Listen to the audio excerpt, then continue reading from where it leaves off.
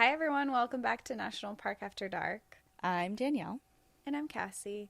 And today we have a different episode, but one that I think that is really needed for today. And I know a lot of you have been reaching out to us, and we've posted a lot on social media about what is going on right now with our public lands. And there's a lot of questions in the air. There's a lot of confusion. There's a lot of anger. There's a lot of sadness. A lot of people, thousands of public land workers were removed from their jobs on Valentine's Day, and people are questioning why, how, what is happening. And a lot of people are really worried about our landscapes, our public lands, which we think is totally warranted, and we hear you. And today we really wanted to address that. One, by taking the time to really answer some questions that a lot of you have, and we've been doing a lot of research on this ourselves. But also, we've decided to have some people on that were terminated from their positions in the Public Land Service who can tell their stories as well. Yeah, we figured that the time is now to get this episode out. But thank you for your patience. We've been hearing everyone say, you should do an episode on this. We've been, taking the time to go through hundreds of people who have responded to us that have been affected and wanted to share their stories. And so thank you to everyone who sent something in. It's very appreciated.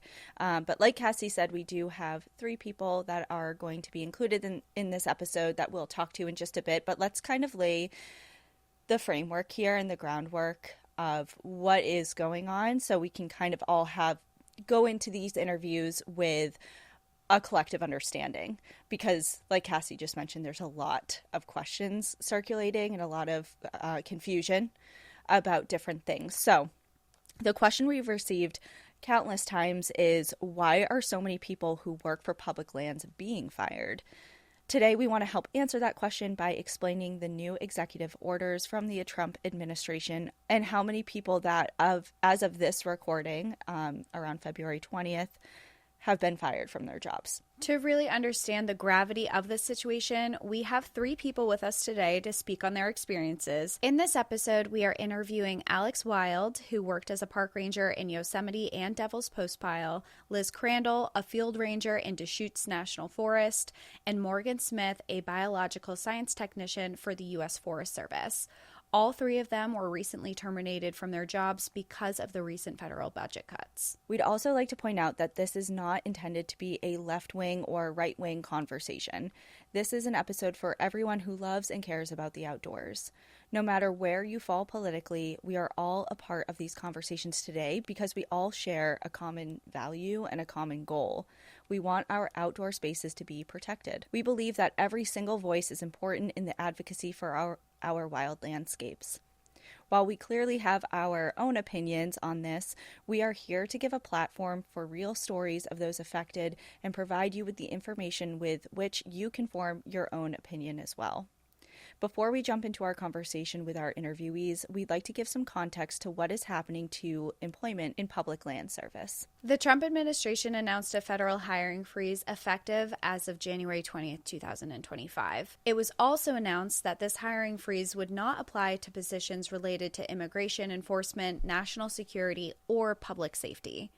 According to the White House website, within 90 days of that notice, the administration would announce a plan to reduce the size of the federal government's workforce. Trump's administration did not offer an official announcement. However, on February 14th, thousands of public land employees received emails stating that they had been terminated from their jobs due to performance issues. This has marked the beginning of a larger plan to cut federal spending. This decision has been largely scrutinized and has left thousands of people without jobs.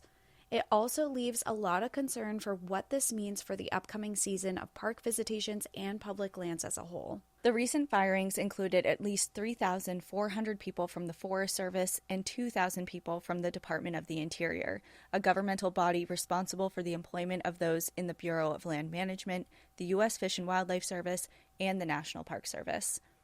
Of the 2,000 recently fired, 1,000 were employees of the National Park Service. Both seasonal and permanent positions have been impacted, along with people in probationary periods of their employment. The federal hiring freeze has also affected wildland agencies. Of particular concern, it has prevented agencies from hiring firefighters for the upcoming fire season, which is mere months away. In the wake of the recent devastation of the LA fires and during a time where historic fire activity is projected, it's a really concerning move. National park visitation is on a record-breaking rise. The Park Service reported 13 million visitors in 2022, but that number increased to 325.5 million visitors in 2023. At the same time, park staffing levels have dropped by 20% since 2010, while visitation has increased by over 16%. Gutting these agencies instead of supporting them will cause extensive issues for visitors this season, ranging from having a lack of trained personnel to respond to emergencies, handling lines at the entrances, the cleanliness of the bathrooms, trail maintenance, the protection of the environment and wildlife, and so much more. There's no question that these firings will severely impact visitation to the parks this year. But with so much information coming from so many places, it can be disorienting as to why these agencies are being cut from federal budgets. As the National Park Service budget accounts for less than 1/15 of 1% of the federal budget, many believe that this is the beginning of a much larger plan to dismantle and remove protections from federally protected landscapes, such as national monuments, national parks, and national forests. On January 20th, 2025, Trump announced an executive order that he has titled Unleashing American Energy. While it has a broad spectrum of orders, the overall consensus is that he wants to expand natural resource uses in the United States with a particular focus on oil, natural gas, hydropower, critical minerals, and nuclear energy resources. He announced that there would be an immediate review of all agency actions that potentially burden the development of these domestic energy resources, and that they would be identifying which agencies are stopping the government from utilizing them. In this executive order, he announced that within 30 days of January 20th, they would begin implementing actions to suspend, revise, and rescind all agencies who were identified as hindering the use of these natural resources. In addition, the executive order outlines that an abundant supply of reliable energy should be readily accessible in every single state and every single territory within the United States. This means that they are directly targeting indigenous lands as well. We are already seeing steps being taken to be able to use these resources, including the Secretary of Interior ordering a review on the potential use of national monuments. National monuments are designated under the Antiquities Act, which is a law presidents have utilized since 1906 to safeguard important landscapes. The current administration is taking steps to dismantle this act and remove prior protections. Bears Ears National Monument is at risk of losing protections again. This landscape has deep sacred value to the Navajo Nation, Hopi tribe, Ute Indian tribe, and Ute Mountain Ute tribe, and the Zuni Pueblo people. With the recent firings of thousands of people employed to protect these public lands, many are concerned that this is a direct result of this executive order to begin a larger plan to open up preserved landscapes for fossil fuel and mining development. Today, we are focusing on the hardworking people impacted by this, but we encourage you to do your own research on this executive order. We hope to do an episode covering this more in depth, but in the meantime, we're going to provide links in our episode description to make it easier for you to find this information, because this is not something that we are making up. It's not our opinion. This is all fact that you can very easily find most of this information on the White House website itself. And with all of this in mind, we welcome our guests today to speak on their love and dedication to these wild places and of their subsequent terminations.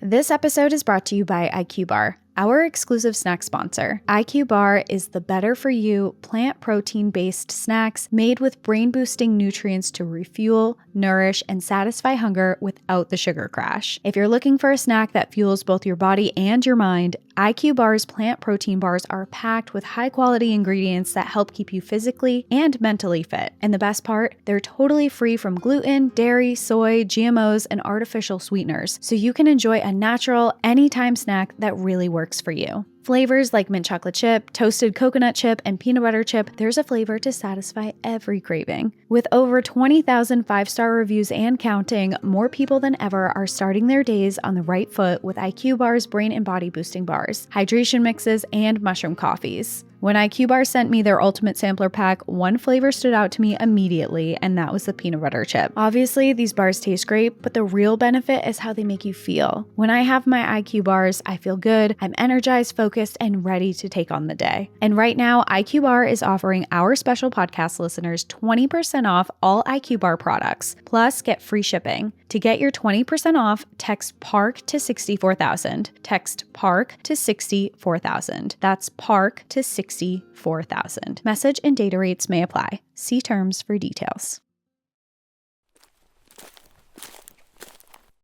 Our first interview for this episode is with a park ranger from Yosemite, who we mentioned before, Alex Wild. Alex Wild was among the 1,000 National Park staff members that were fired this past week after dedicating his career and much of his life to protecting wild spaces. Despite being assured by his supervisors that he was valued and an essential part of their team, he received a termination letter stating he was being let go due to his performance. This letter did not come from his supervisors, but instead was an email from the Office of Personnel Management, which is the human resource agency from the federal government. This agency was directed by the Department of Government Efficiency, overseen by Elon Musk, to issue his termination and had no oversight of Alex in his workplace at all. And with that, we wanted to welcome you, Alex, onto the podcast and for coming on to chat with us today. Cool, thanks. Yeah, it's good to talk with you, and thanks for having me on. Yeah, of course. I guess to get started with this, we'd love to know your journey of how you got involved with the Park Service and becoming a ranger. So I've been at it for about 15 years. I'm kind of a lifer for this park ranger stuff. I started out, pretty entry level, doing a lot of bathroom cleaning and trail maintenance, and then kind of worked my way up into things that are a little more interesting for me. It's like the initial appeal for the job is that you get to work outdoors. And, there's some days where I literally get paid to hike. So it's like a great job for someone who likes hiking and likes being outdoors. It's a fun job. I think, the thing that kept me and made me stick with this for about 15 years is that it's a really rewarding job. And that comes in the form of sometimes I'm actually saving someone's life, and those days can be really hard, and they can be tragic, but it's those days are also the most rewarding.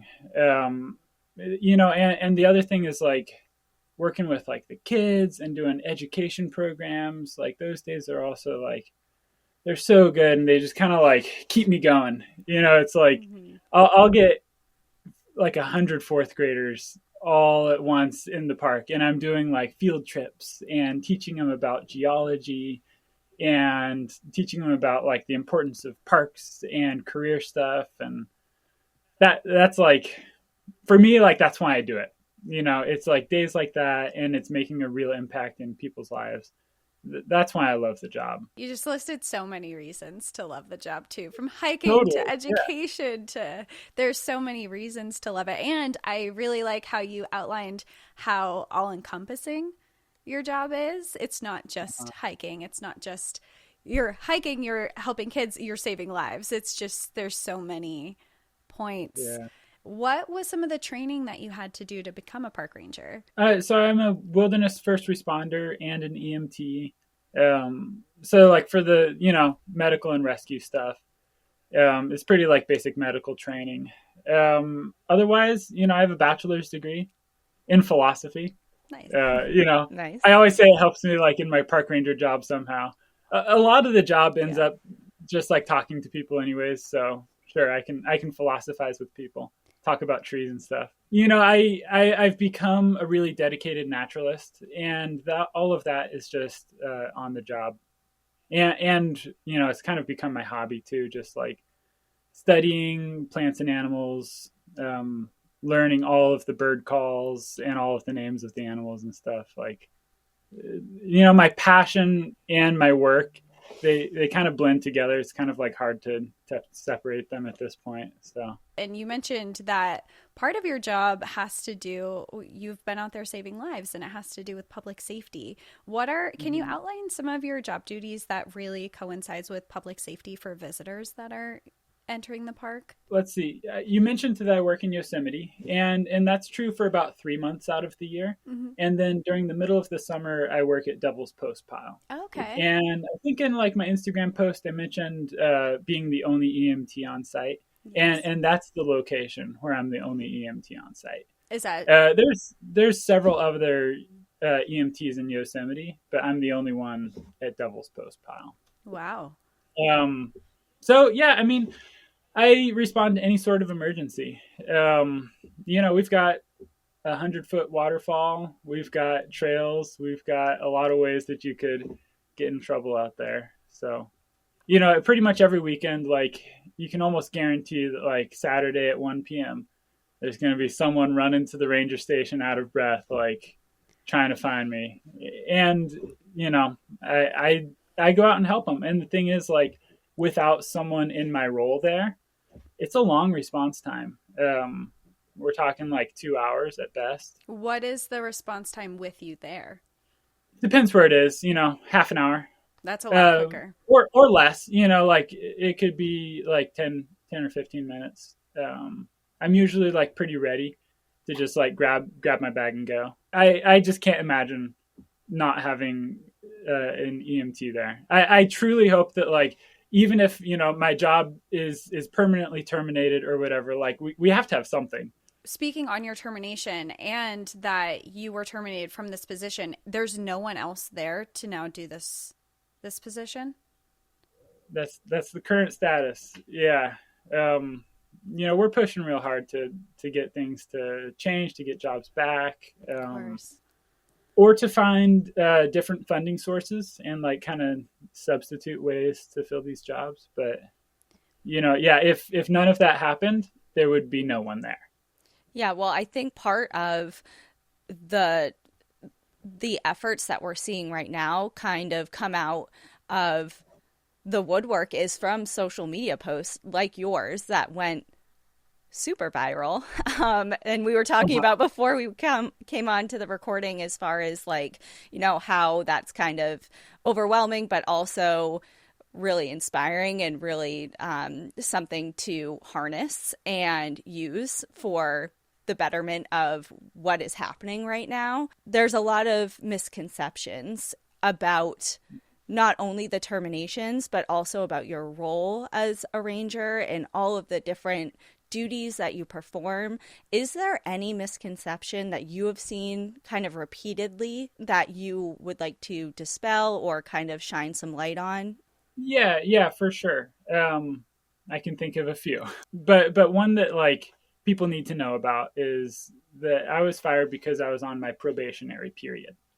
That means that I was hired within the last year to that role. Now, I already mentioned I've worked for 15 years in parks, and the last 6 years have been with national parks. 5 of those I was a seasonal ranger, and then within the last year, I got promoted to a permanent job. And that's kind of the problem here is that promotion was less than a year ago. And people, I think, are kind of misconstruing the idea of like probation, meaning like we had done something wrong. Or some people are even saying like criminal probation, which is just silly. That's not what it means. Different word. Yeah, right. It actually means that like we were selected because we were the best. There was within the past year, there was a panel of people that decided that we were good enough to get the job. So, those were the people that were let go. It's just like so frustrating that they've targeted people that are actually the best of the best. The probation stuff, that's a misconception. People need to know that like doesn't mean there was anything wrong with our performance or anything. I think another one that I'm seeing a lot online is that people are like, oh, well, it's okay. We don't need these there's other workers here. It's okay that it wasn't that many people who were fired, but you were just mentioning that you're the only person. So one person out of one person being fired is a lot for an area. Totally. That's totally, I think that people that kind of believe the story that we're like improving efficiency here, they imagine that there's a bunch of people doing redundant jobs. Mm. I think that's what they're told. And that's just not the case. I mean, myself is a perfect example. Like I'm the only one doing my role, and the emergency response stuff gets a lot of attention, but like my job is also like educating people and, doing field trips and junior rangers, which is also super important. And like, I'm the only one doing that stuff too. And we just like lose all of these programs, things that like really matter for people. So yeah, the idea that like there's extra fat to cut off is like not true at all. We were already operating on like a pretty minimal staffing, and now it's like almost impossible. I don't know how the parks are going to work without all of these people they've just fired. Do you think that this summer we're going to see a big impact on these programs that we usually utilize and go to parks Yeah, to be able to use? probably. Yeah, I mean, at best case scenario, we could hopefully get like friends groups from the national parks to step in and help with some of that stuff. Um, Worst case scenario, these programs just don't happen. Um, and the junior ranger people are passionate. They're going to be pissed Yeah. because like they love coming for those junior ranger badges. They collect them. Like we have kids and kids. I mean, like we'll get like 16-year-olds. They're there with a whole cape full of junior ranger badges. Hundreds. I love I that. didn't even know we had that many. Yeah. Yeah, they need to get their badges. So I don't know what we're gonna do, but it would be devastating. It'd be heartbreaking if we lost the junior ranger program. People really care about that stuff. Yeah. And I think Danielle and I talked about this in an episode before, but there's not even an age limit on being a junior ranger. So it's really, there's a, Yeah, I've sworn in a lot of adults as junior rangers. Actually, like that post that has gotten a lot of attention. Mhm. There's like a video of me doing like a goofy junior ranger swearing with adults. Oh, You I know, did see that video. I didn't realize they were adults. I think they're I they're was watching it. yeah, they're so psyched. The adults are usually extra psyched because they know that it's a bit silly, but they're like into it anyways. Yeah. Can you talk a little bit about what is so important about these programs? Like the Junior Ranger program, what are you trying to teach the people who are participating in those? Yeah, I mean, so it kind of like operates as an outdoor classroom for some people. We get like homeschoolers, and those are the people that really engage with it because that's kind of their day of school. And I love it. They'll come and hang out with me, and I get to be their pseudo teacher. And, I'm teaching them about park history. There's always an element about conservation in there as well. And then some hard science. We talk about like geology and the formation of some of the rocks out there. And there's a lot of, art. They're doing a lot of drawing. They usually like draw a picture of me too. That's fun.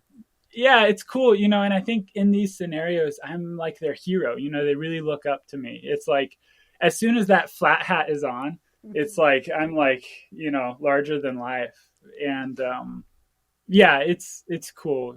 For me, those are like really special days, and it's really special for them. It's like they get to spend a pretty decent amount of time with someone who can be like a mentor and a bit of a role model for them. And I'm not just speaking about myself. Like I look at some of these other rangers, and we get there's a lot of like diversity among like park rangers, and so I love it when people can like go and like speak to a ranger who like looks or speaks like them, and they can connect with this person and maybe feel like I could do this job someday. They see this person and they can maybe see themselves in that role, and so it like really inspires them to it could change their life and help them get on a path to becoming a park ranger or maybe a trails worker or doing something working in the outdoors, which I think is a great career path. Well, I love that you're speaking to this because I think a lot of what social media especially is focusing on right now is how is the terminations going to impact my visit. at face value. Is there's going to be more trash, maybe a campground closure, or the bathrooms are locked and not able to be accessed, and all of those things are not good. But like, this is so much deeper than, a bathroom being locked. Yeah, for sure. Yeah, and all of those things are true, right? I mean, people latch on to the whole emergency response thing, and that's important. But like you mentioned, like it's the park itself, and that's the part that like really breaks my heart. It's like, I have dedicated my life to like protecting these parks and protecting the wildlife and the landscapes, and to think about having no staffing in some of these places, or really limited staffing, it's like, that means we're not getting the education out there to teach people like how to do the right thing. And most likely we're not getting the enforcement when people are somehow damaging the park. And that could happen in a lot of ways, right? There's kind of like this ripple effect. People love to talk about like, oh, the bathrooms, like, oh, there's going to be poop everywhere because the bathrooms are going to be dirty. And maybe they will, right?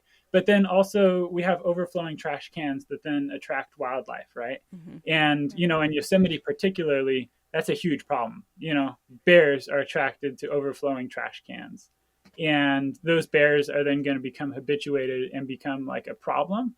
Not just like a human problem, but then like it becomes like, I don't know. What happens is they'll actually put the bears down when they become too habituated and they become threatening to people. And that stuff's just so sad. And so it's like, when we lose the custodial staff, we're also damaging the wildlife. And then on top of that, we're losing wildlife staff to be able to manage that situation and those bear-human encounters. So, yeah, it's just like all connected. It's like the park staff is like our own little ecosystem. And when you start taking little pieces out, then things are going to fall apart. Well, it really shows how every single position within the parks is so vital and how interconnected everything is, like you're saying. I would love to get your opinion on how people who are still planning to come to these parks, what they can do to be better stewards while they're visiting, now that we know that there might be less rangers here and less staff. Being a little more self-sufficient and doing some research ahead of time before you come. A lot of time people show up and they don't really know what to do. So they show up and they say, I am here. Tell me how to do Yosemite. Yeah, you walk up to a ranger and you say, hey, what trail should I do? And, I love doing that as a ranger. I love telling people what trail to do. But, I might not be there and there might not be someone in that role. So do some research ahead of time. Don't take big risks this year.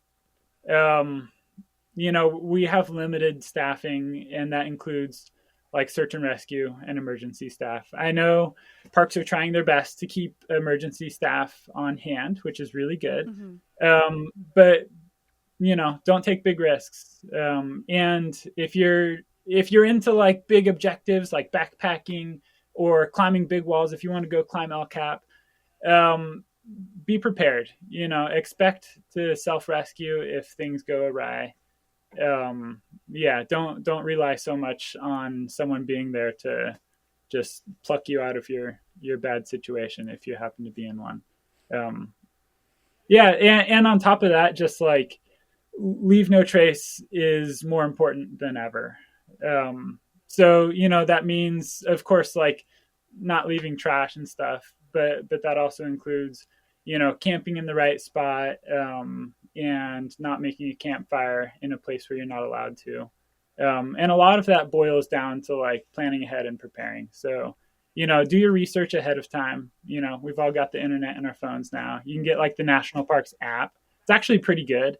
And it kind of doubles as like one of those brochures. It's just basically the same information in an app. So, you can learn information about like fire restrictions or camping closures. Any sort of closures are going to be marked on there.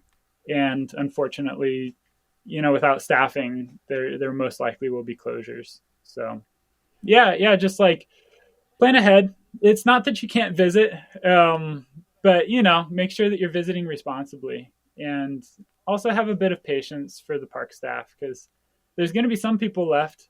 There's still going to be some people there, and it's going to be a hard season for them. And I think having some extra patience and kindness for those folks is really good. I think that that's all really good information for people to hear. And thank you for outlining that, because I think it's really helpful. And one of the things that you said that to me felt really upsetting and about this is one where you said, like, I might not be here, we might not be here. That's devastating. And also talking about recreation in the parks, prepare to self-rescue, because no one's coming. Like, no, potentially no one might be there. And a lot of times you talked about climbing big walls and backpacking and stuff, but sometimes that means so much smaller things. I mean, people have a heart attack while they're out on the trail, or they accidentally trip and break their ankle on an easy trail. It's not even just, I just think of all of the potential impacts that are coming in so many different ways from you guys who are there working and are unfortunately the first people receiving this really awful news, but then all the people afterwards who are also going to come and be affected by it as well. Yeah, and then on top of that, it's like the park itself, the wildlife. It's like it's affecting all three, right? It's like the employees, the visitors, and the wildlife, like the actual park. It's awful.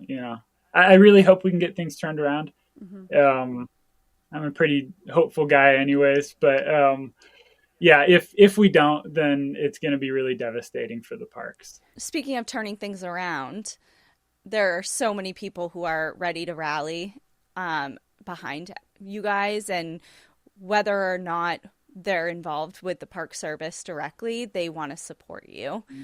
So is there somewhere that you would direct people to put their efforts, whether that's an organization to support or a particular petition to sign, or any type of resource that you want to guide people to? Yeah, for sure. I don't work for any of these, but some things that come to mind would be the NPCA. They're mostly an advocacy group. They're sharing a lot of good information about the current situation. So you can learn from them, but they also provide links to be able to write to your representatives with some templates. So that stuff's good. Also, I think focusing local, because like everyone lives near a national park, or you live near your own local park. And so I think like that's kind of the best way. If you want to like really impact your park, find the Friends organization that's connected to it. Most of them have some sort of nonprofit that supports the park. In Yosemite, it's the Yosemite Conservancy. They're great. They accept donations if you wanted to help out the Yosemite Conservancy. There's a chance that Yosemite Conservancy could help pick up some slack or support programs that get dropped from these lack of staffing. So Yosemite Conservancy is awesome, but it's not the only one. Almost every national park has a Friends group associated with it. And the same is true, like, we're not losing staffing just for national parks, right? It's like the Forest Service, the Bureau of Land Management, all of our federal lands are losing staffing. So yeah, just support your local park, whatever one you love, wherever you go climbing or fishing, like give back to that park. You can donate to the Friends group. You can volunteer. I think we're going to rely extra on volunteers this year. Just give back to your local park and keep advocating. Contact your representatives, make sure people know that you value these parks. Amazing. Thank you so much for all of that. And it's a sentiment that I think is helpful, because it seems like, God, I'm just one person, or, I'm not connected to a national park, and like, what am I going to do? But starting small and local feels so much more attainable, and like you're making a bigger difference and you feel more connected. Totally. Yeah. It's both, it's like global and local. We need to advocate for the whole. We need to protect parks on like a higher level. it's awful seeing them being threatened on that high level. But, you know, it's like, we can still go volunteer and pick up some trash, or you know, if you're familiar with the park, volunteer to hand out maps and give some orientation. It's still like within our control to like help and support these parks. And that's great to know. And I think that Danielle and I were talking about this earlier, but I think that we have these higher ups that are coming in and threatening these parks. And I think they're really underestimating the love that we all have for it and the passion, and that we are not going to give this up without a fight by any means. And we're all out here to rally and advocate for these places that we love. Yeah, for sure. Yeah, you don't mess with the parks. No. You know, everyone loves parks. They really pick the wrong thing to mess with, because it's like, you know, this isn't like a one-sided thing. Like, parks are for everyone, you know, and people use them for all sorts of things, right? Like, you could use your public lands for hiking or fishing or hunting or dirt bikes. You know, everyone uses public lands. So yeah, if they really missed the mark, and I think they really like underestimated how much people are willing to like stand up and like speak up for national parks. You know, you mentioned that post, because like that's kind of been my life the past couple of days. I've been like trying to check and respond to messages, and I've gotten so many like heartfelt things from like all types of people, and they're reaching out, just letting me know like, hey, you know, this experience in a park changed my life, you know. And I'll have people that I apparently talked to years ago. You know, it's like I lose track of that sort of thing. But all of a sudden they're contacting me and they're saying like, hey, like that day when you taught me about like geology and conservation, like I still remember that, you know. Or like, hey, my kid is still talking about that junior ranger badge. Like, yeah, it's just, it's inspiring. It's amazing to just have this like outpouring of like support for parks. And you know, and they send it to me, and I just want to like push it right back. It's like, no, like push, you know, you support the parks. Like, the story is not about Alex, you know. The story is about like all of the employees that are lost and all of the parks that need to be supported because of that. And how we need to like get this staffing back, right? And people are really like coming out to support that. Yeah, which is fantastic. And even from our perspective on this end, we have had so many people within public land service positions and jobs that have reached out to us. I mean, for this episode, we have a few of you guys coming on to tell your stories, but our emails have been flooded with people with very similar stories. And I mean, this is, and then we've been flooded with emails of people reaching out to us being like, please talk about this. Please tell us like how we can advocate for this. So there are so many people who are being affected, and so many people who are, who love and appreciate our public lands and are ready to do whatever we all can to make sure that they stay protected. For sure. Yeah. This week I've felt all of the emotions, you know. It's like heartbreak, devastation, but also like the most intense gratitude and inspiration ever. Like, this is incredible and also devastating at the same time. I can't decide which one, you know. It can be both. It can be both. It can be both. And it's just, it's nice to see millions of people show up, you know, that you may not have ever heard from, you know, otherwise. So, and like you said, they picked the wrong fight. Or, you know, the wrong group of people, the wrong places, and they're going to learn. And I think they have learned pretty quickly, like, oh, this is going to be, we might be in over our head, which is great, which is so I think nice. people are making it clear. Yeah. Yeah. Well, thank you so much for coming on and taking the time and sharing your passions for the park and your experience with everything that's unfolded over the last, you know, 5 or 6 days. It's probably been quite the whirlwind, but as you said, it's nice to see the passion throughout most of this country, just immediate, you know, like right away. You know, it's really cool to see how many people truly are with you and love the parks just as much. Yeah, for sure. Yeah, so let's keep it going. You know, I'd love to see people stay motivated, and continuing to protect the parks and speak out for them. Us too. And I'm sure that this is just the beginning. Yeah. Yeah.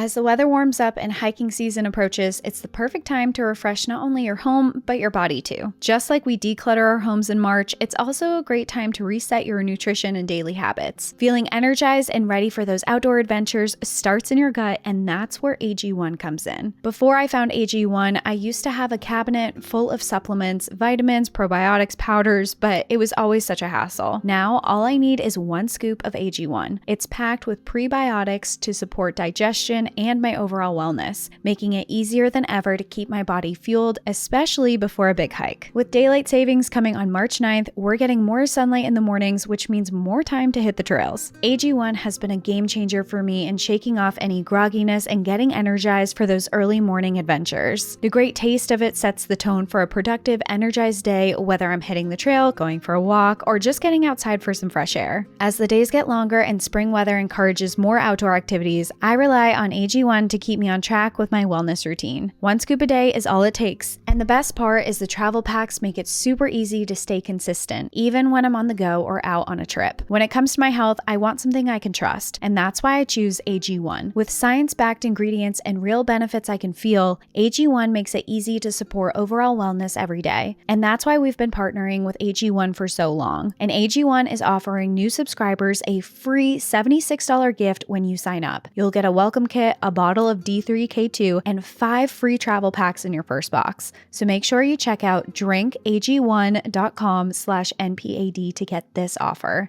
That's drinkag1.com/NPAD to start your new year on a healthier note. In a quest to get varying views on what is happening to the hardworking people in public land service, we are also speaking to Morgan Smith, a biological science technician for the U.S. Forest Service. We are so excited to speak with Morgan Smith. Morgan served as a biological science technician for the U.S. Forest Service and has worked in places including Wyoming's Grand Teton National Park and Minnesota's Voyageurs National Park.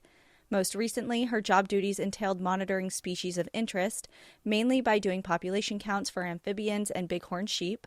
She would also conduct nest checks for bald eagles, great gray owls, and peregrine falcons to see if any chicks were present, along with a plethora of other tasks. She was among those fired on baseless claims that her performance was inadequate, despite a recent offer of a permanent position in the spring of 2024 due to her valued contributions.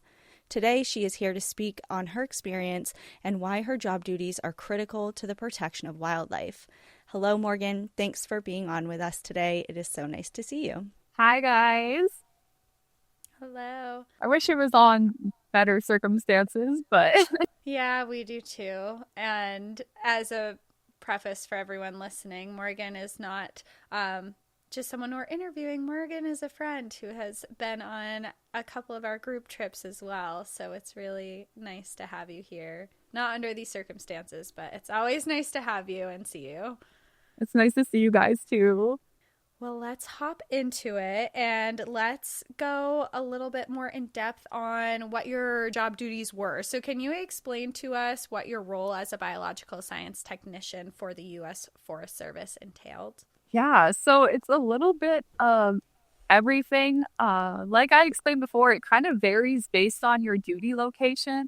So based on your location across the U.S., there's different endangered species, there's different threatened species.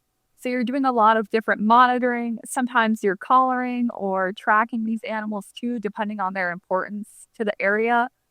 Specifically in Wyoming, where I was located, so Bridger Teton National Forest, I was looking at eagles, I was looking at peregrine falcons, great gray owls, and those are just, again, indicator species. So bald eagles, like a long time ago, in the 70s when their populations were just decimated due to DBT exposure, we kind of reevaluated things and they made a lot of laws like the Clean Air, Clean Water Act and the Endangered Species Act to try and, protect some of these species that were being impacted by pollution.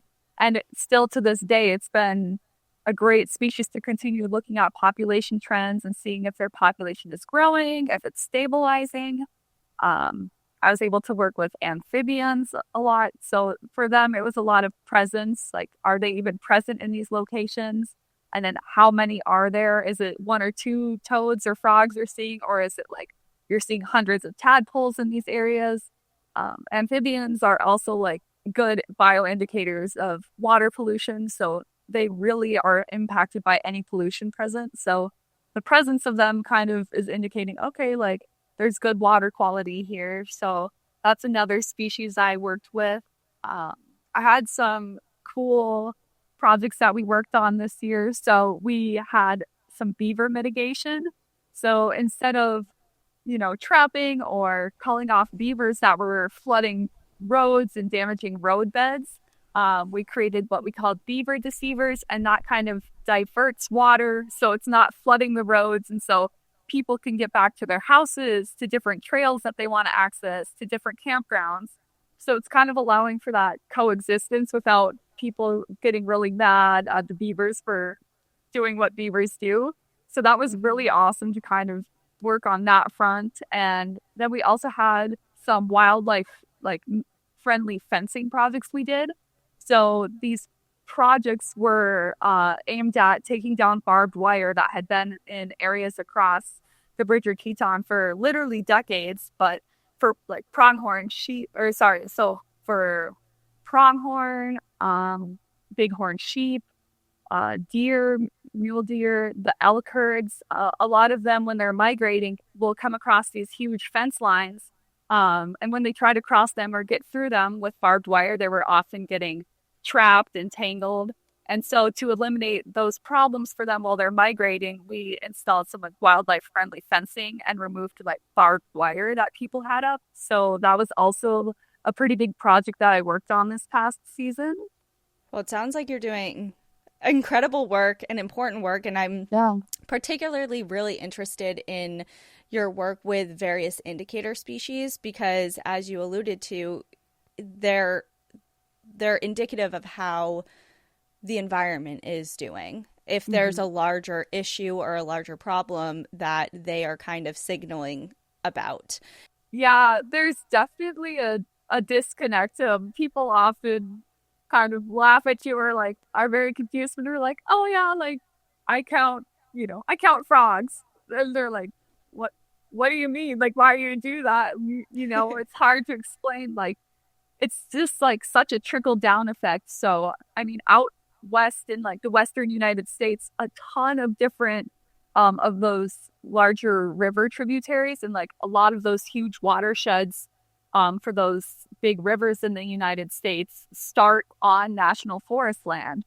So it's not only people that are being affected downstream, but it's also animals. So any pollution that starts up top towards the northwest can also trickle down all the way down to the southwest United States. And there's people that are using these rivers for water sources. There's people using it for recreation. So they're using it for fishing opportunities.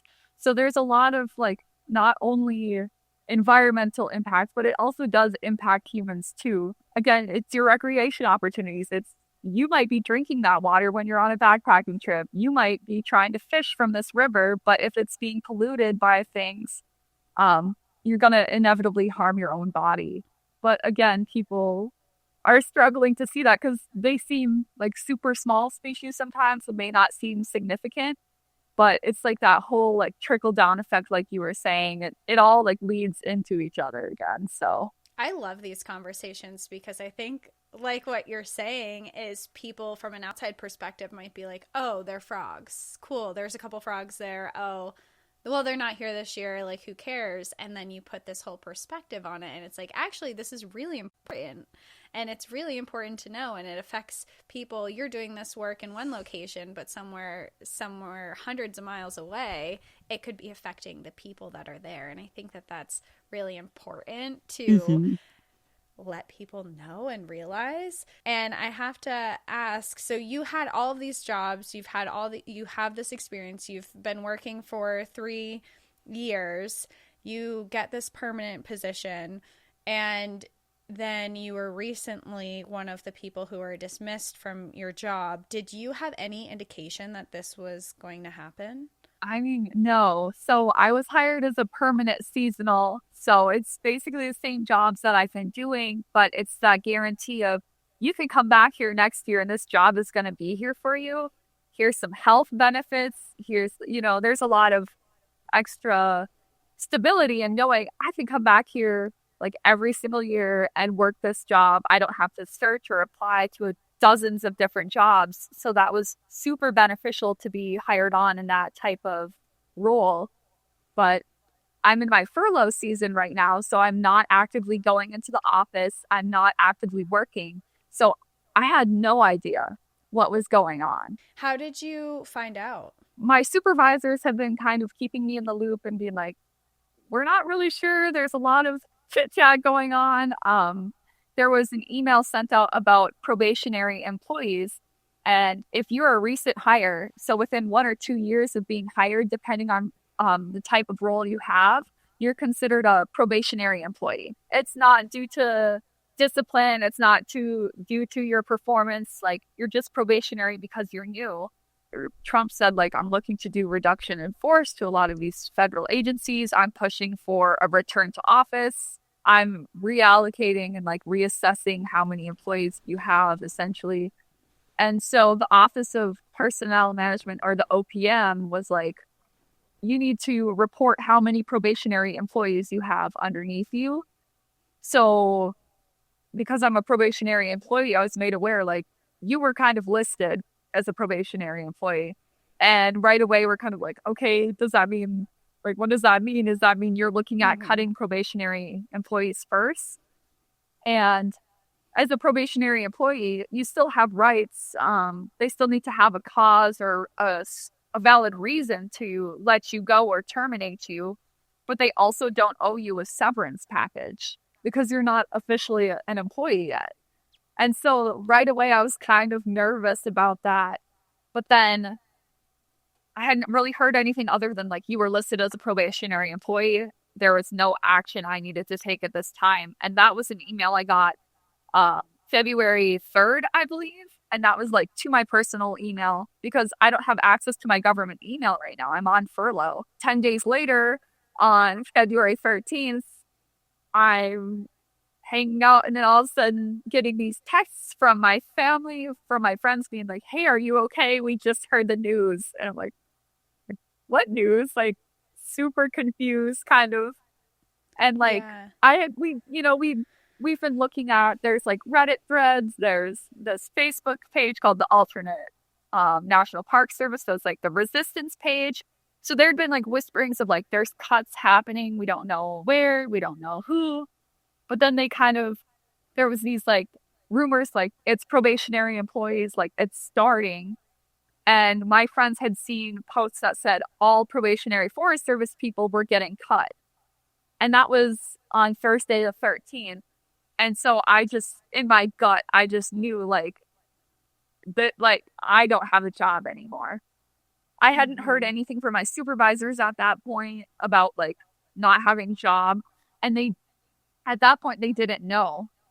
So it was like a lot of people were still in the dark. Half the people in regions over on the East Coast are getting terminated. People on the West Coast haven't heard anything. So it was super scattered. And people were like, okay, is it actually affecting all of us? And then February 14th, so Friday, also Valentine's Day, which is super unfortunate. But Valentine's Day, I get a text from my supervisor that says like, hey, do you have a chance to call later today? And again, like, I just knew like, I am getting fired. This is happening.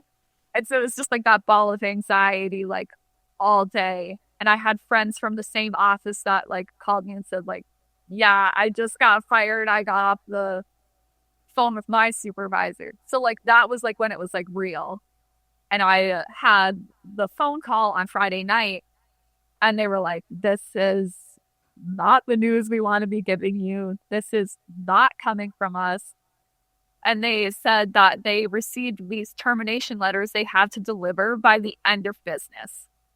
They received these letters at noon with the list of people that they're supposed to go to. And it said, if you don't deliver this news by the end of the day, like you could be terminated, or, you might have action taken against you for not terminating your employees. So in my office, there was 7 calls that had to be made terminating employees.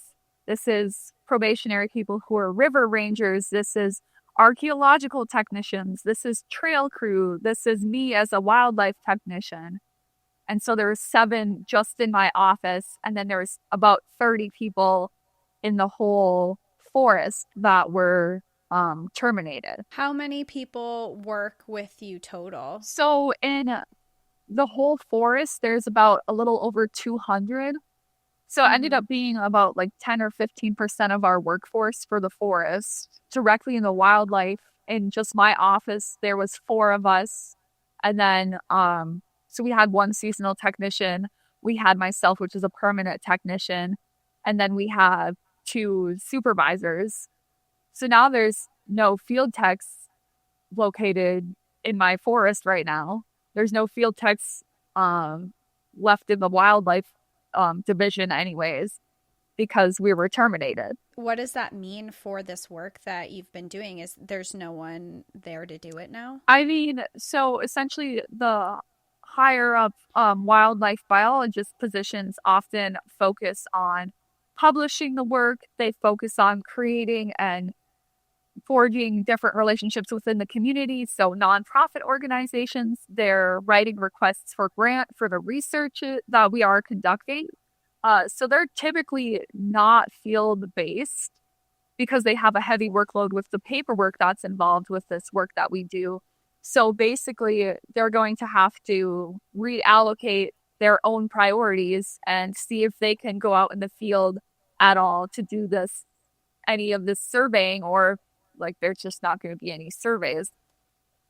But because we are focused on wildlife, we actually like go to a lot of different project sites before anything is approved. So if the fire management team is looking to do some prescribed burns to help with forest fire reduction and fuels reduction, we have to go through an area and say, okay, there's no endangered birds nesting here. There's no sensitive species nesting here. You're good to go. So it's going to be a lot of juggling and reprioritizing on the people who are left's part. So it's an unfortunate thing because no one really wants to like prioritize different species over another because, again, they're all vital. They're all interconnected. So, and they all have different indications, whether they're present in healthy populations. So it's definitely going to be different for the next couple of years for sure. Well, speaking of interconnectedness, I mean, you just described how interconnected all of the roles within the U.S. Forest Service and the National Park Service are to one another. But there's a larger issue at play that you just touched upon really well.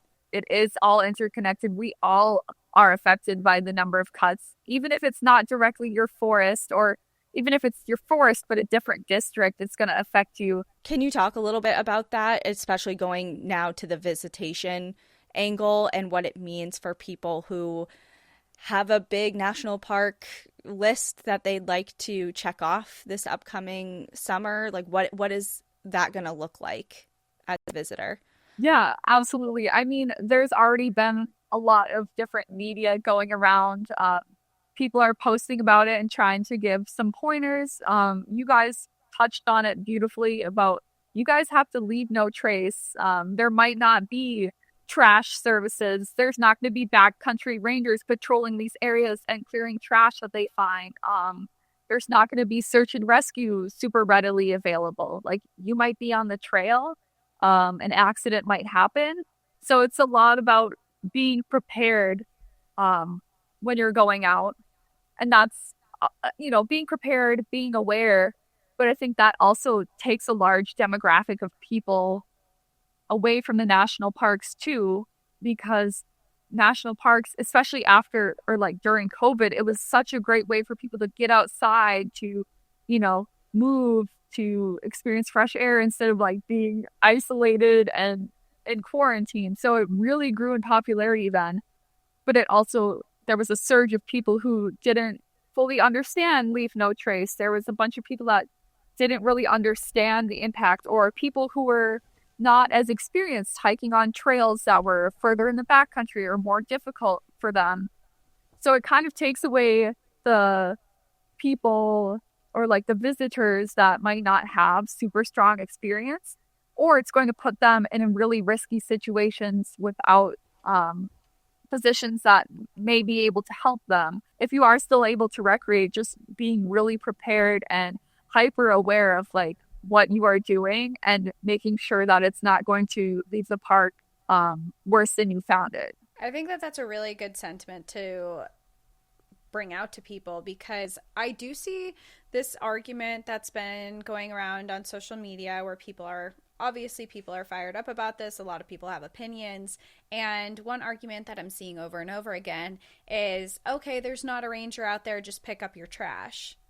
And that's all well and good. And of course, we want to tell everyone, leave no trace, be cognizant of what you're doing, leave it better than you found it. But there are millions of people who are visiting these parks now. It's not, there's bound to, even if every person is trying their best, there's millions of people to clean up after. That's human waste. That's accidental trash that falls out of your pocket. You know, we can try our best and advocate for that like 100%, but at the end of the day, we need people who are going to be out there to help these situations.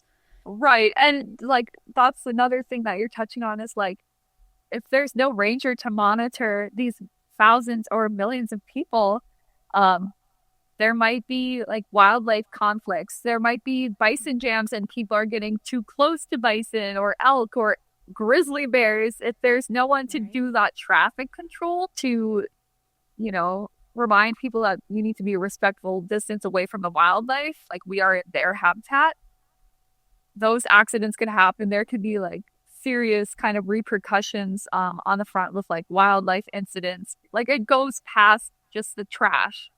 I think going off of that, what you both just mentioned is something that I am noticing over and over in discussions under certain viral posts and things like that regarding this exact subject, is the sentiment of parks will be fine.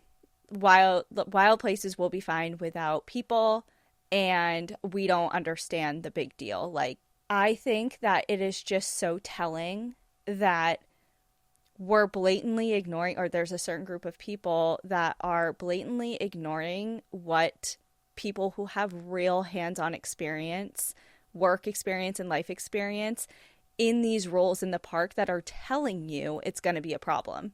They're, you know, you're saying that for a reason because you've seen it firsthand.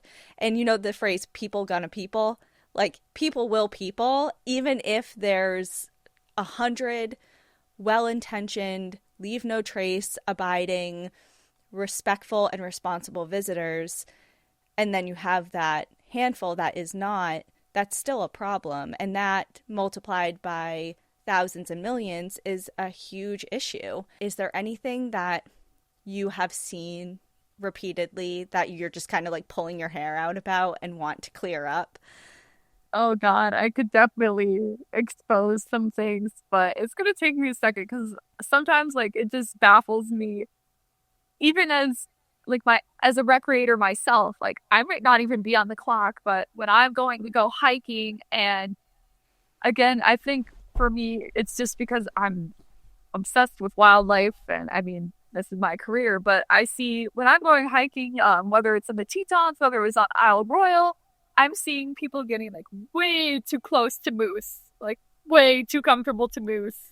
Everyone's like, "Oh, I've never seen it happen before. I've never seen a moose like attack someone," and I'm like, "But that could be like the one time that it does happen. Whether it's with a bear, whether it's with a moose, whether it's any other sensitive wildlife like bison, like you said in Yellowstone, like people get way too close and really test the boundaries and like patience of these huge animals. So I guess that's one of the things that like makes me pull my hair out a lot. Yeah, well, especially when you've had this firsthand experience seeing this and now knowing that there are going to be a lot of staff shortages, even more so than there were before. It is really, it's hard and it's difficult to imagine what this summer and the season is going to look like. And then I think even just because we haven't touched on this, there's also just mishaps that happen in the wilderness. Some of this isn't even that people are recreating badly. It's just you're in the wilderness. You're in a territory, you're living among, or you're recreating amongst large animals that live there, and sometimes accidents just happen. And if there's no one to respond to those and there's no one to help you, that's a whole nother problem that people are going to be facing. There's such a trickle effect, and like I've been thinking about this often, and like some people have brought it up, kind of like it's not just wild spaces that are affected. And like granted, like I'm super passionate about those public lands and the wild spaces and these national parks, but it's a lot about the gateway communities too. Like Right. if there's no tourism to these places, uh hotels, restaurants, any sort of lodging that's in local areas, tourist stores with just like trinkets, like all of those businesses are going to be impacted by if less people show up. There are a lot of communities that are going to be really affected by this. Yeah. Ecotourism is huge. I mean, it's a multi-million-dollar Yeah. industry. And these towns and communities that are surrounding these national forests and surrounding these national parks, their livelihoods are based on this. So I think that that's a really good point to bring up, and something that I think not a lot of people are focusing on yet, but will as the season comes forward. I think a lot of people are just like, it's a national park, so what? But like, there's Yeah. so much that goes into that. Yeah. And switching gears here to kind of what happens next, you, as we talked about before, you were relieved from your position and now you're in this whole other realm. What are you doing next? How are you? Because you didn't get a severance package, right? Because you're Yeah. probationary. No. So, So, so what are your next steps? Because you lived in, I mean, I saw yeah. you when you were living in the Tetons and you Yeah. had a house. So what happens now for you? I mean, I was super fortunate in the aspect of like I was on furlough, so I kind of had moved my stuff out of my seasonal housing. Um and that's just something that you have to do if you're kind of seasonal. You just like move all your stuff out. And then all of a sudden, like I'm thinking of those people who are still actively living in Forest Service housing or in park housing, because if you're not employed by them, you basically can't be living there. So like I'm fortunate that I've been with my family for a couple weeks now, just hanging out on my furlough. But I'm also now in the little struggle bus of, okay, well, I have to start applying for jobs now for this season. But usually for the spring and like summer season, you're applying for jobs in November or October, November, December for like starting in April and May. So I feel So kind it's of, really late to start now. yeah, I feel like it's, first of all, it's late to start now, but then there's also thousands of other people that are in the Who same now boat. don't have jobs. Right. Yeah. And like again, like there are different specialties. Like I'm a wildlife person. Someone might be looking for like plant related things, so botany. Someone might be looking for like visitor services. But it's just like it doesn't matter. But again, thousands of people are also like back on the job field, like the job hunt. I mean, I know firsthand like a couple dozen people that were terminated. So it's just like all of us have been like, has anyone started looking for jobs yet? Yeah, you need to survive. You need to get in there somehow and get back to hopefully doing a job that you love. I mean, you've Yeah. dedicated your career to this, to lose your job so abruptly with no severance package, to lose all of your plans for your upcoming season is really difficult. And to kind of wrap this conversation up, I'm just curious, for people who are listening, do you have any advice or outlets where we could use our own voices to advocate against everything that's happening right now? Yeah, I mean, for sure. There's plenty of petitions that have been going around. So the NPCA has been putting out a couple of petitions for you. I've signed dozens of petitions already. I've been crowdsourcing because social media, though it can be like toxic at times, like in a time like this, it's so like empowering to be like, there's so many different rangers and people in public lands who are like using their voice to be like, this was my experience.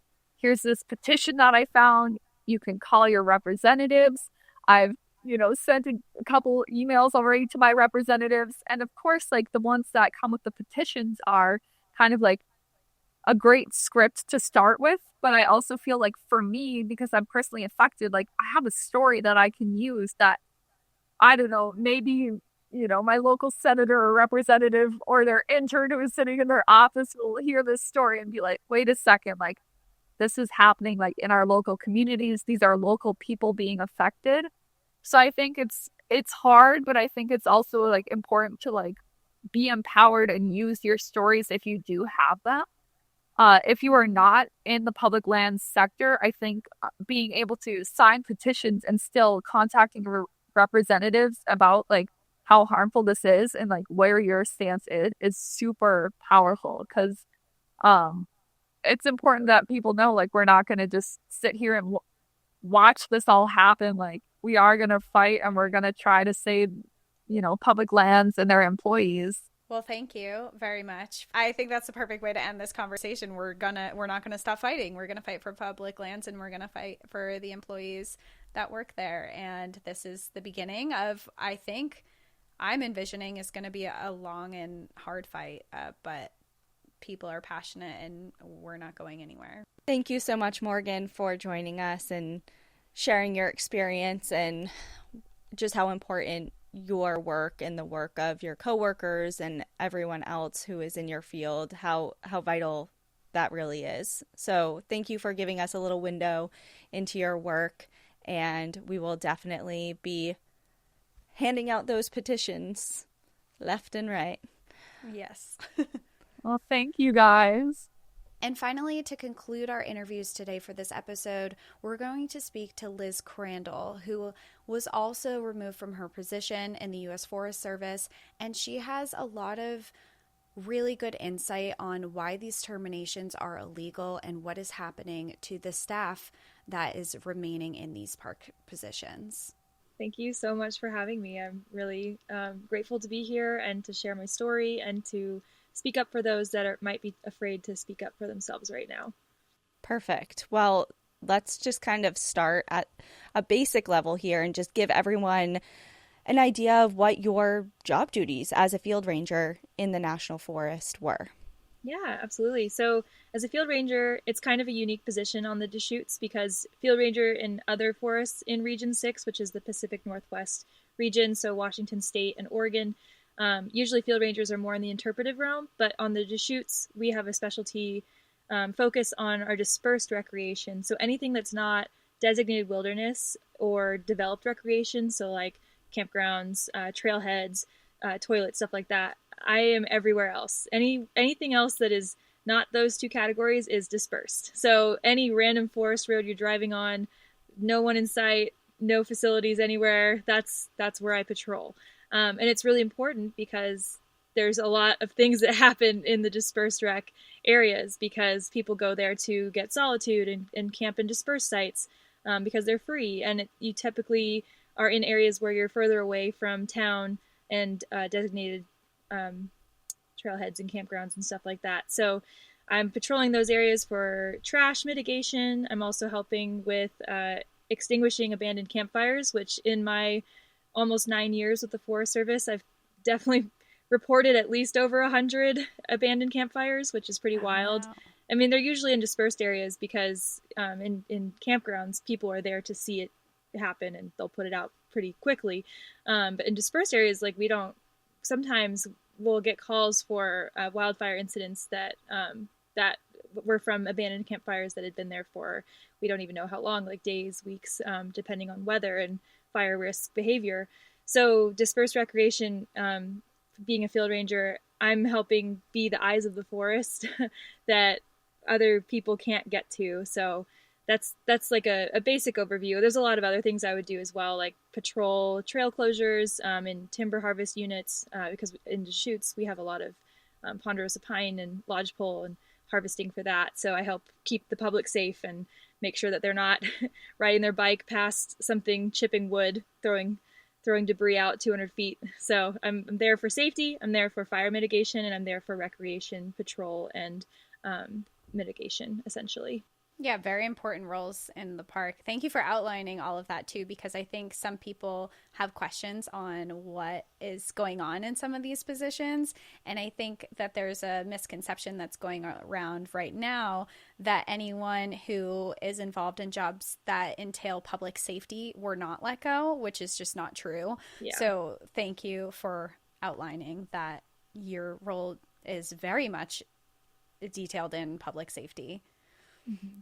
Can you walk us through how you found out you were being fired from this position? The crazy thing about this entire series of events that have happened this weekend was it came out of nowhere. Basically, on Friday, I had coworkers that had learned that they were being let go for being probationary, and I think all of them on Friday were 1-year probationary period, so competitive hire.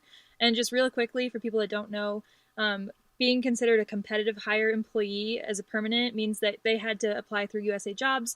They went through all the different hiring phases. They had to compete against a lot of people because these jobs are competitive. I mean, they're fun. People want to work in the outdoors, right? So that doesn't make them easy. Just make that clear. But they are jobs that people want to have. There's a lot of passionate people that apply and work for the Forest Service and National Park Service, etc. But so competitive hire, you kind of go through a lot more hoops. You compete with more people. So when you do get that job, it's like, oh my God, I got it. Like, it's amazing. Whereas 2-year probationary period employees, such as myself, which are Schedule A, which is disability hire, and VRA, which is veterans preference, anybody that served in the military, the compensation is because you don't have to go through as many hoops and compete with as many people to get directly hired into a permanent position. How they mitigate that is that you have a 2-year probationary period instead, kind of to show like some fairness in there as well. Not that it's not fair, because veterans absolutely deserve to work for federal government in the Forest Service, and also people with disabilities deserve that as well. So that's a little background on that real quick. So as a 2-year probationary period, I didn't find out until Saturday at 3:00, no warning. I had a missed call from an unknown number, and in my gut, I was like, oh my gosh, this is it. And it was our forest supervisor, Holly Jukes, who is an amazing human, and she was really upset and crying and was like, I'm so sorry. This was not our decision as a forest. This was way higher up. We also had no notice. They were called on the weekend and told, you need to lay off X amount of employees, and the names trickled in throughout the day. So they weren't even given like a master list. It was like one after the other. Like my friend who works in Crescent Ranger District on the Deschutes, she was let go an hour and a half before I was. So it's pretty bizarre how it happened. And on a weekend is a huge slap in the face, because Human Resources office in Albuquerque is closed. So we can't call to get more information and have documentation. And then also like the union, NFFE, which is the National Federation of Federal Employees, which they have been fighting for us, which is really great as bargaining unit employees, were protected. So they weren't available as well, because again, it's the weekend and it's a holiday weekend to top it all off. So people are out of town, they're on vacation, etc. And in general, this kind of stuff has never happened in a time period like this. This is really strange and unfortunate. I think that it almost feels intentional that people were away for the weekend, is the vibe that I get. Oh yeah. When you found out that you were being fired, did you get a letter that said it was due to your performance? Yes. So when Holly called me, the forest supervisor, she said, okay, I'm going to send you your termination letter now that I've talked to you. And she's made sure to make it really clear. She's like, this does not reflect what we think. This is not our words, and I'm so sorry in advance. And when I got the letter, it stated that based on my performance, I am no longer considered public interest as an employee, which is bizarre because my performance evaluations have all been glowing. I have fully successful on all of them. I've even achieved cash awards every year for my good work and recognition. So it wasn't even like I didn't question it for a second. I looked at it and I was like, that's just not true.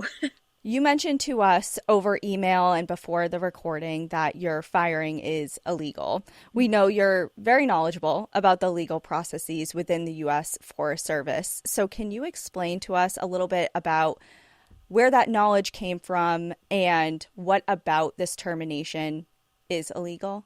Yeah, absolutely. So when you're hired on as a probationary employee, it's kind of seen as a trial period to make sure, okay, before we like officially have this person in as competitive service, meaning that they've been in the Forest Service for X amount of time, and we've approved them. They're great. They're vetted. Now they can fulfill their career goals within whatever permanent positions they want.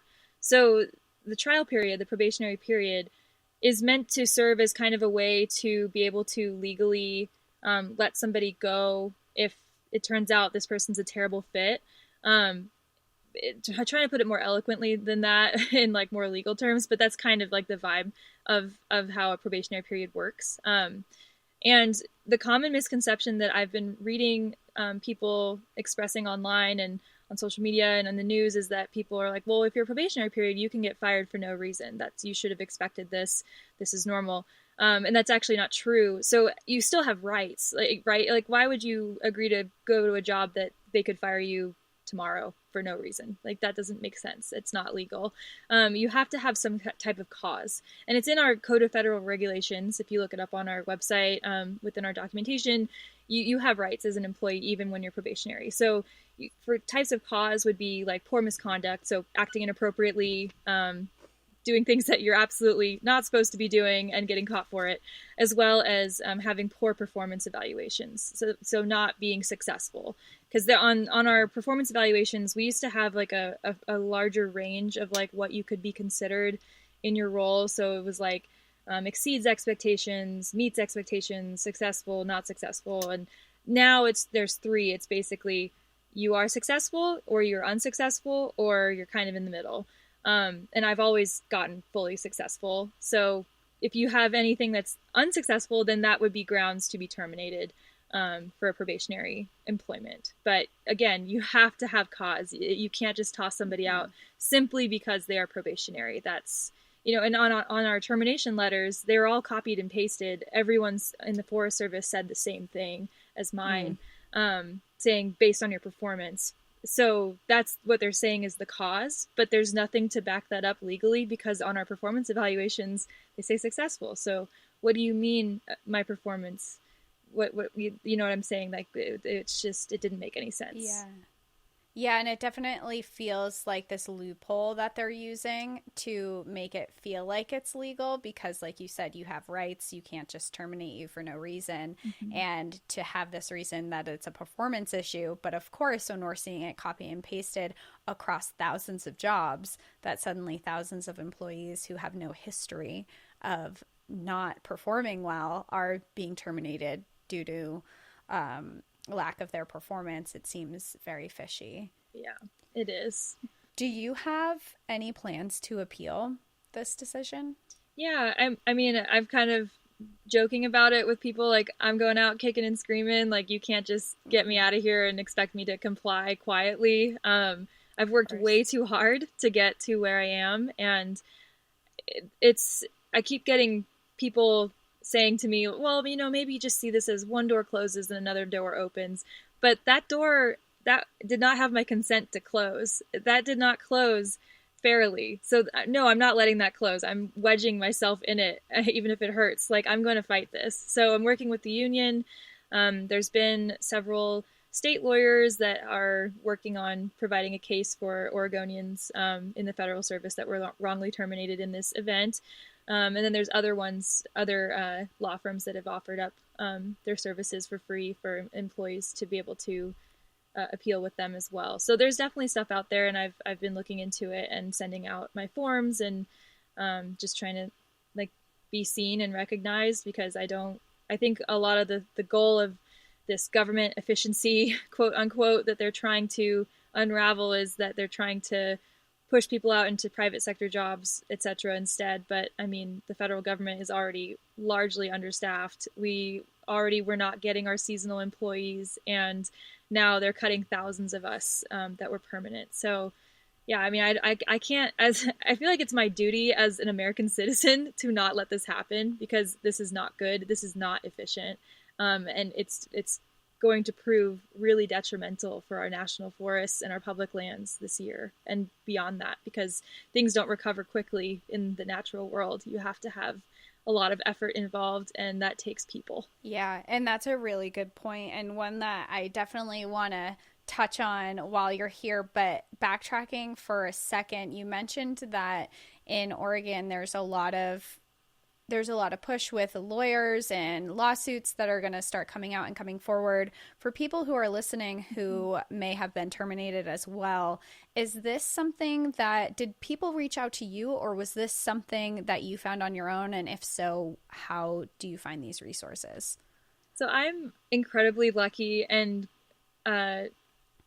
gifted with a lot of amazing coworkers. And because I've been in the federal service for quite some time, since my early 20s. I'm 32 now. I have a lot of connections and people that I've worked with throughout my years.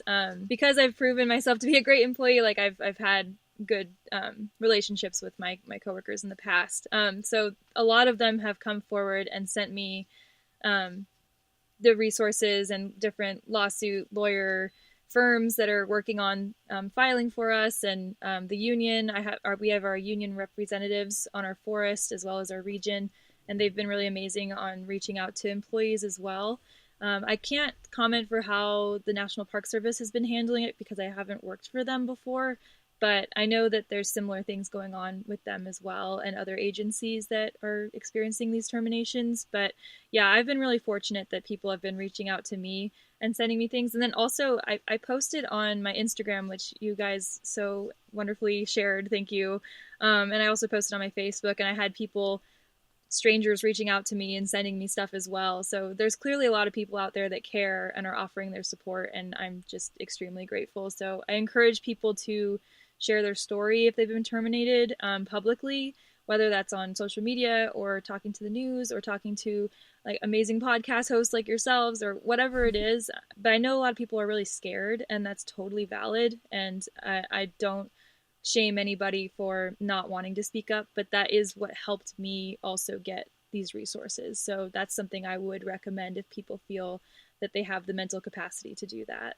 Well, first of all, going back a little bit to what you were just saying, good on you for going down, kicking and screaming, and hopefully fighting your way back to your rightful spot, because it's inspiring to hear. And like you said, a lot of people are scared, and it's so out of left field that it's disorienting, it's confusing, you may not understand like the legality behind it. And that can, I feel like Cassie said, with the timing of this, it feels strategic and intentional in the way that it's being done. So good on you for speaking up and taking a stand. And there are thousands of other people who are doing the same. So commend you on that. I did want to ask, you talked about a misconception that you have been seeing online. And we have been seeing a lot of them as well. I mean, you can't help it. Every comment thread of every post that is talking about this, there's some sort of debate going on. So from your point of view, what is like the top maybe one or two misconceptions that you would like to clear the air on right now? Yes, thank you so much for asking, because that's really my biggest point in talking to people about what's going on, is because I just want people to have the actual facts and the truth, because the federal government, working within the Forest Service and other similar agencies, it's a complicated world. And unless you're really familiar in it, it can seem really overwhelming and hard to follow. Even being in the Forest Service, I still struggle to follow certain things because, it's the government, and not everything is always laid out for you and set in stone with how they speak. So something that I really want to bring light to, that I've seen some people say, is I had one woman, like all caps, like, "You're lying. You were a temporary employee and you were fired in 2024 by Biden." And I was like, okay, well, I'm not going to react and get angry at you because from your perspective, maybe you don't actually understand what's going on. And I don't blame you because I think most people don't. And that's that what she was referring to and other people have referred to, because she's not the only one that said this, is that in 2024 in December, under the Biden administration, he ordered that we did not hire any seasonal workers, and that was the first like big blow to the agency of like recent events, because we've always relied so heavily on our seasonal workers.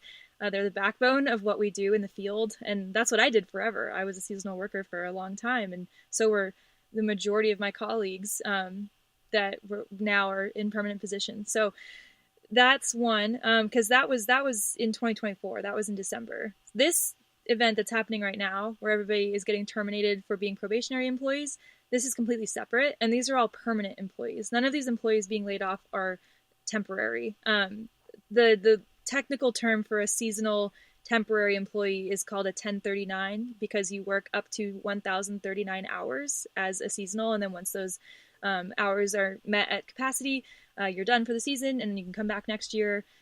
Repeats. So that's what that was about, that event that happened. So we're not hiring any 1039s for this summer season. So that was then. So that's one thing to clear up. Another thing is going back to probationary employees can be fired for any reason, or for no reason rather, which isn't true, which I said earlier. You have to follow the Code of Federal Regulations, and you have to be fired for a just cause. So like misconduct, poor misconduct, or poor performance evaluations, etc. So that's another really big one. And then I think lastly, another big one that I've been reading is the numbers. People saying, well, that's not that many. That 3,400, I mean, in the grand scheme of things, it's like, I think 10% of the U.S. Forest Service workforce was laid off from this event. And people are saying, well, it could be worse. That's not that many. You guys aren't really going to get that affected. You'll be fine. There's other jobs, that kind of language being spoken. Which again, I totally actually empathize, and I understand why people are thinking that way, because if I was not in the Forest Service, I would think, yeah, that's probably not that many people, right? Like there's thousands and thousands of people that work for the government, so they'll be fine.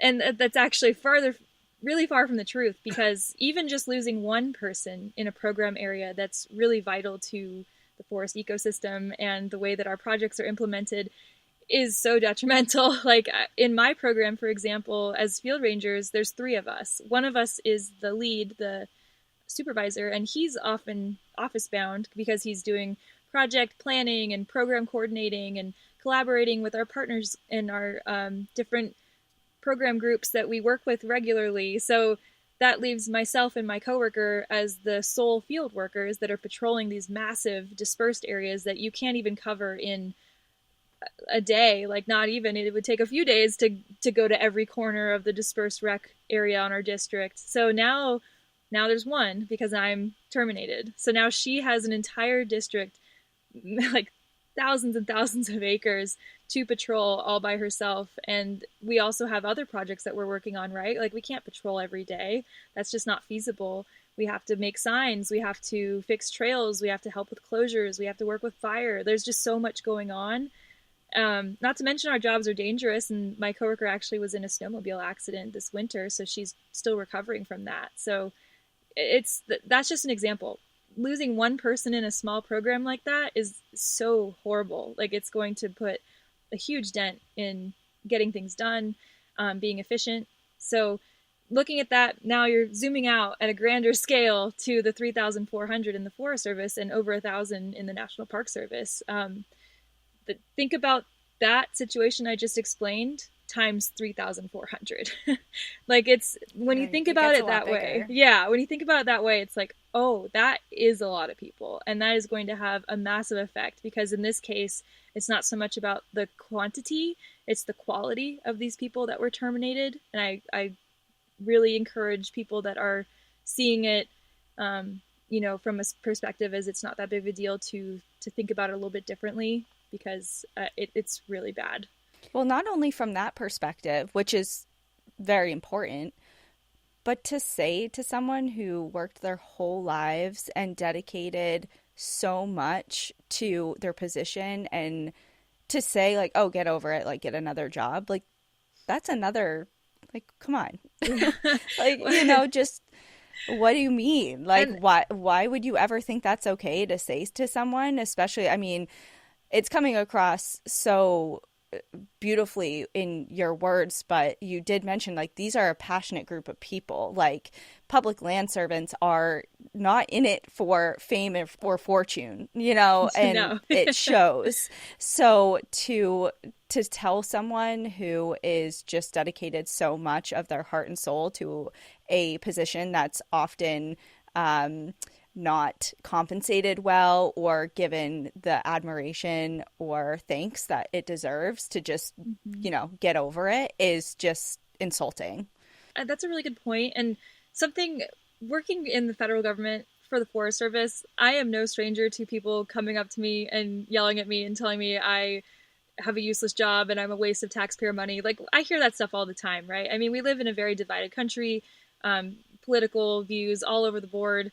And I work in an area that's pretty mixed, both liberal, conservative, everything in between. So we don't really have like a heavy one way or the other. Sometimes it might feel like it based on the type of conversations I have in a day, but it's so mixed. So I am no stranger to that. And honestly, when I get those comments, I kind of just like roll my eyes and I'm like, that's unfortunate. Like next, like I try not to respond too much to those. And that's the mentality you have to have being a public speaking person in the field, because you go crazy if you let that stuff get to you. So luckily I'm pretty resilient on that front, but it's still, you know, it's still like unfortunate that people think that way, because it is really hurtful and it's just a lack of tact and empathy from people. And then I just actually remembered something that I really think is important to share. And it goes back to the question about, you know, what do I want people to know and like to clear up?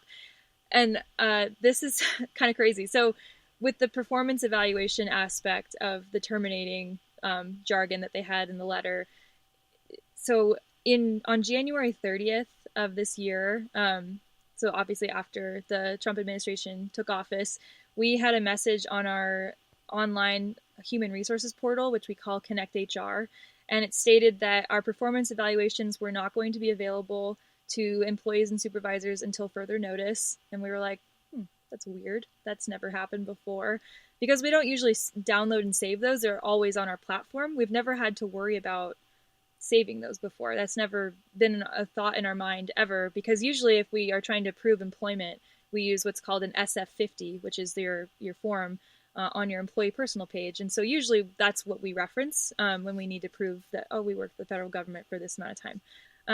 Performance evaluations are just kind of a plus, like, and I was a great employee, see? So never thought about that before until they took it away and said you cannot access these anymore. And then fast forward to Friday, the 14th of February, 2 weeks later, we're getting these letters that are saying, based on your performance, you're being let go. And then we can't access our performance records. So it obviously was very planned out. And it's, I guess, for lack of a better term, feels really sneaky, because we were totally caught off guard and they were 5 steps ahead of us. It's calculated, for sure. Yeah. I mean, when you lay it out like that, it's not it's hard to say it's my opinion that it was calculated when it seems, laid out to be exactly that. Yeah. I mean, they're intelligent. I don't like to admit it, because a lot of the decisions they've been making have been, in my opinion, not good for our society in any way, but you have to give it to them that they are smart. They know what they're doing. This is all calculated, like you said. And it's also another reason why I'm really scared for what else is to come, because I'm like, okay, if this was up their sleeve and we didn't see it coming, what's next? Well, so early on into the administration, I mean, it's like they came in guns blazing, ready to go with a plan in mind. And it's, less than, as of this recording, less than 1 month in. So I totally understand that fear of what's in the future. Yeah, and focusing a little bit on the future, you mentioned a lot of your job duties and what you had been doing, and now that there's only one person to do that same job, can you walk us through what you think it's going to be like for visitors now that there's not enough staff? Yeah, I mean, we've already been short-staffed for the last few years. We luckily had gotten some funding in 2023 and were able to do a mass hiring event for permanent employees, which I was a part of. And now that those people are being let go, it's worse. We have less staff than we probably ever have had, at least on my forest. And I know a lot of other forests across the nation lost even more people than we did. On the Deschutes, we lost 16 employees as of on Monday. And then there's going to be more because there's going to be another wave. I heard today more people getting fired. So those numbers are going to go up. And then, sorry, this emotional. Yeah. On the Deschutes National Forest, which is our neighbor north of us in Central Oregon, they lost 25, and their staffing numbers were even smaller than ours. So their proportions are even worse off. So what visitors are going to be experiencing, speaking specifically for Central Oregon, because we're such a booming, popular place, people have been moving here even more and more every year because it's close to nature. It's a mountain town. We have a ski resort. We have the Deschutes River, like mountains. We have everything that you would want in an outdoor world. So now that you're going to be coming out here and recreating, you're going to see more trash that's not being picked up as soon as it can be. You're going to see probably toilets being locked like it was during COVID because we don't have people to clean them, which means that we're probably going to see more human waste out in the woods. We're probably going to be experiencing prolonged wildfire incidents, because another thing that's really important to realize, and I meant to mention this earlier, is that in the news and people in general are saying, well, no firefighters were fired, so that's not going to be affected. But that's actually not true. While we don't have firefighter in our job titles, most of the people that were laid off just this weekend were actually fire qualified to fight in wildfire incidents. So for me, for example, I went to guard school and got my red card, and I'm a firefighter type 2. I'm also a resource advisor and a security manager. So anytime there's an assignment for a wildfire, I'm able to go, and I can either help fight fire on the line and actively put it out with my hands, or I can help do resource advising, making sure that really critical habitat trees for wildlife are not being cut for no reason. Also security management, making sure that the public isn't coming into these areas and getting themselves in harm's way. So, and that I'm just one of the many thousands that were fired that are considered militia, is what they call us, that are firefighting qualified, but it's not in our job title. So I'm definitely going to expect to see less personnel on these fires than there have been in the past. Even with recruitment efforts to get more firefighters in, just the fact that we're cutting out more and more militia, it's either going to even itself out or it's going to get worse. I don't see it getting better. So that's another thing for people to really think about. So I hope people, when they go out in the woods and recreate, they're being a lot more fire safe and understanding, putting out their campfires efficiently and not having fires during fire restrictions, not lighting fireworks because that's already illegal and you shouldn't be doing that anyways. Right. So I'm hoping that the public is able to step up and be better. But honestly, looking at the future, I don't have a lot of positive thoughts towards it, because I think that it's going to be a really rough year for our public lands. Yeah, and I'm really glad that you brought up fire as well, because we're seeing historic fire in every season. Every season it seems to be getting worse. And like you mentioned yourself, you're trained in fire, and to not have people like yourself on the ground. And in addition to that, not only are you all being let go of your positions, but also there's a hiring freeze for the wildland guys and women who fight these fires as well. And they are already not staffing. They're already not in training, which they normally would be at this time of year. Yeah. So it's already a really scary time for the upcoming fire season, because we're missing a lot of people already. And then to be letting people like yourself go as well is not helpful. Yeah, absolutely. I mean, even on our forest, on the Deschutes, so we do have seasonal firefighters that we're still hired on, but with the hiring freeze, their start dates are being pushed to June. And fire season starts in Central Oregon in April. So Yeah. It's already started in the East Coast areas, like North Carolina. They have a big incident going on over there. Arizona already has a few wildfire incidents. New Mexico, Texas, like these areas are already starting to show wildfires. So yeah, I mean, Right. waiting till June is insane. Like we have so many seasonal firefighters that are being pushed back because of this hiring freeze. Yeah, and then you're missing out on all of the newer people coming in, and then just the beginning of the season. My fiance was in wildland for over a decade, Mm-hmm. and he was speaking to me about it yesterday. And he's like, "This time of year, I'd be in training. We'd be getting ready to go." Yeah. And nobody's doing that right now, which is really, really concerning. Yeah, absolutely. Yeah, I guess to kind of wrap this all up in all of these conversations, for people who are listening who are just as frustrated as we all are today, do you have any advice on what people can do to help speak out against what's happening right now? I think if people are willing to share all the different rangers and employees that have been terminated, share our stories, goes a long way, because I think really showing like a humanizing factor within all of this doesn't show us as just a number of people that were let go. Like these are actual humans who are United States citizens and work really hard to protect our beautiful country. I would hope that sharing our stories would help with that. And then also just talking about it is really means a lot. And I think also remembering to always leave no trace, and when you go out into the outdoors, maybe have more responsibility taken on than you normally would as a recreator out in the woods or wherever you are. Because if you see trash on the ground this summer, you might think, oh well, somebody's going to pick it up, but actually there might not be. So maybe that's you. Maybe you're the one that's helping with that instead, which I think we all should be doing anyways. But I think it's especially critical